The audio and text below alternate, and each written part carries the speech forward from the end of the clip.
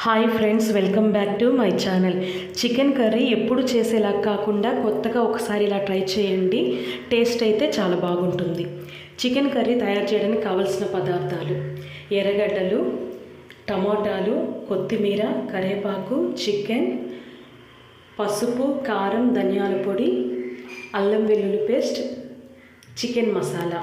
ముందుగా ఒక కడాయి తీసుకొని దాంట్లో ఉప్పు వేసుకొని చికెన్ అంతా వేసుకోవాలి. శుభ్రంగా కడిగిన చికెన్ వేసుకోవాలి. దాంట్లో అల్లం పేస్ట్ వేసుకోవాలి. నేనైతే ఉప్పు, పసుపు, కారం, ధనియాల పొడి అన్నీ కలిపేస్తున్నాను. మొత్తం వేసేసుకున్నాను. కారం అంతా వేసేసుకొని చికెన్ మసాలా వేసుకోవాలి.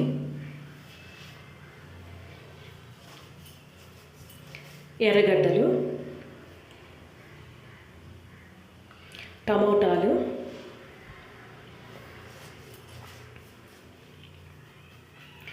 వేసుకొని ముక్కలకు బాగా ఈ మసాలా అంతా పట్టేటట్లు బాగా ముక్కలతో కలుపుకోవాలి. ముక్కలకు పట్టేటట్టు బాగా కలుపుకోవాలి.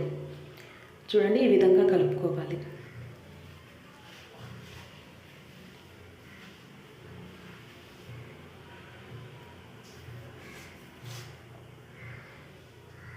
బాగా ముక్కలకి పట్టేటట్లు కలుపుకోవాలి. ఈ విధంగా కలుపుకున్న తర్వాత కొత్తిమీర వేసుకోవాలి.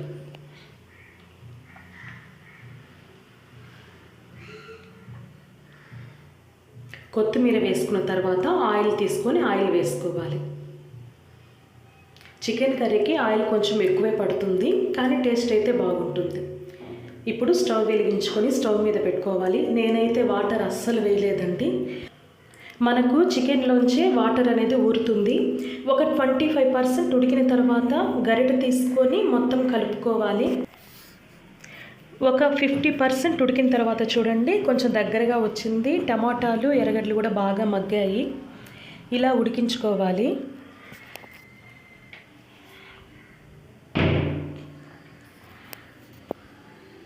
కొంచెం హై ఫ్లేమ్లో పెట్టుకోవాలి, తర్వాత లో ఫ్లేమ్లో బాగా ఉడికించుకోవాలి.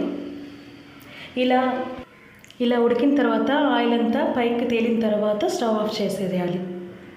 రెడీ అండి, కొత్తగా ట్రై చేసిన చికెన్ కర్రీ. చూసేదానికి చాలా కలర్ఫుల్గా ఉంది. టేస్ట్ కూడా అలాగే ఉంటుంది. చాలా బాగుంటుందండి. ఒకసారి మీరు ఈ విధంగా కానీ తయారు చేసుకుంటే, ఈజీగా ప్రాసెస్ కాబట్టి ఎప్పుడు ఇలానే తయారు చేస్తారు. చూడండి, ఎర్రగడ్డలు కానీ టమాటాలు కానీ అన్నీ ఉడికిపోయాయి. ఏవి పచ్చి పచ్చిగా అలా ఏం లేవు. కూర అయితే చాలా టేస్ట్గా వచ్చింది.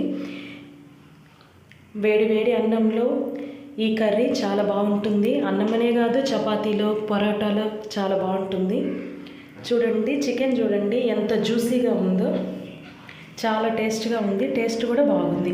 ఈ వీడియో కనుక మీకు నచ్చినట్లయితే లైక్ చేయండి, షేర్ చేయండి, కామెంట్ చేయండి. మరిన్ని వీడియోల కోసం మన ఛానల్ సబ్స్క్రైబ్ చేయండి.